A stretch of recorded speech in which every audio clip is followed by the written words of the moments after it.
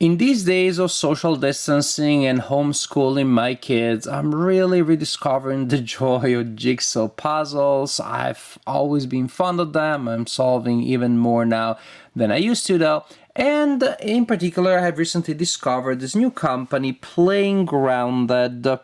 It's a small company. They make puzzles in small runs, about 500 copies for each puzzle.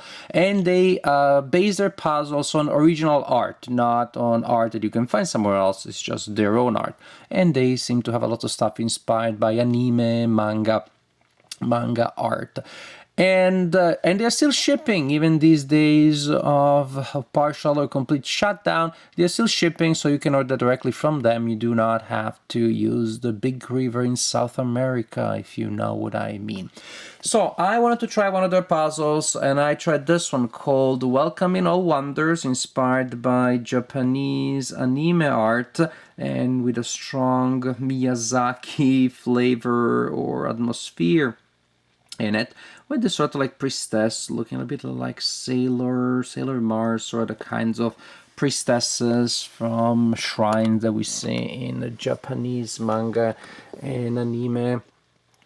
And they have superpowers, and they have magical animals that they interact with. So this is a 1,000-piece puzzle that I finished yesterday, and it is a knockout. It is a true beauty. It's one of those cases where I'm kind of like sad that the camera is capturing maybe 70% of the beauty, and I just can't figure out ways of capturing how vibrant and lively and vivid the colors are, but at the very least you can get a sense of the composition, of the art of the image. We have this sort of priestess standing in front of a shrine with this semi-transparent, magical, mythical animal. It's a beautiful, true work of art. And again, it's a work of art that if you like, you can't just buy a poster. You can't just find it anywhere else. And there's something fascinating about it. If you want it, you can't just throw money at it. You also have to build it. I guess you can throw money at somebody who'll bid it for you. But come on, who's going to do that? And it's a beautiful image. Look at that. I like the composition, which is pretty strongly symmetrical, with the body of the priestess right in the middle. You can almost see the vertical line emphasized by this white band on her dress. And then you have, of course, the two parts of the shrine and the two lamps and the columns around and these waterfalls on the two sides. And yet there's a little bit of sort of like a vibration that brings motion and dynamism to the image, especially with these birds that don't look like any bird that I've ever seen. Again, there's something magical about it. Again, the body of this woman is not 100% symmetrical. There's, of course, this magical spirit, the deer. I don't know why I think of it as a fox with deer's antlers, but let's say it's a deer, magical deer. But then look up there. Look at that explosion of colors. And again, if you were here seeing it in person, it's even more astounding. From the point of view of the beauty, simply this is one of my favorite puzzles. This is definitely getting framed. This is definitely gonna go on the wall so I can look at it and enjoy it because it's a beauty. From the point of view of puzzling, because again, you had to solve it. So as a puzzling artifact, there was a lot of fun to do. It was, how can I define the quintessential quality of a puzzle of being hard enough, challenging enough, but not too much. Because there are several areas that are pretty simple, of course, the edges, and then once you have the edges, then you have the columns, and the lanterns were fairly distinctive. Then the ground is what I did next, pretty much all the white parts, and then thanks to those I was able to build the staircase. And then what else? Then I had the priestess, that's what she is, and then the frame, and then I left those beautiful colorful leaves for last. So what you have here is really a puzzle with different areas that are vastly different from one another from the point of view of puzzling.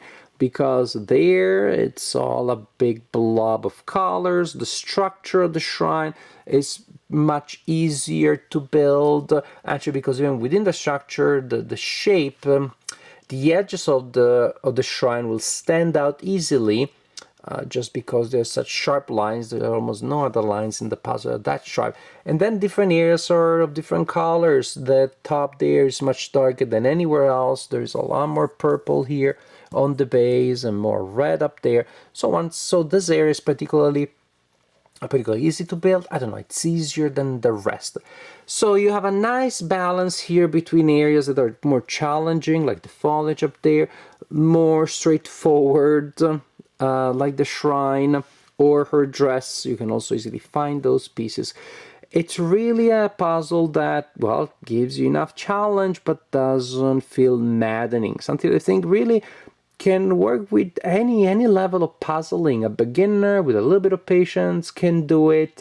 An expert puzzler won't be too bored because there's still interesting challenges.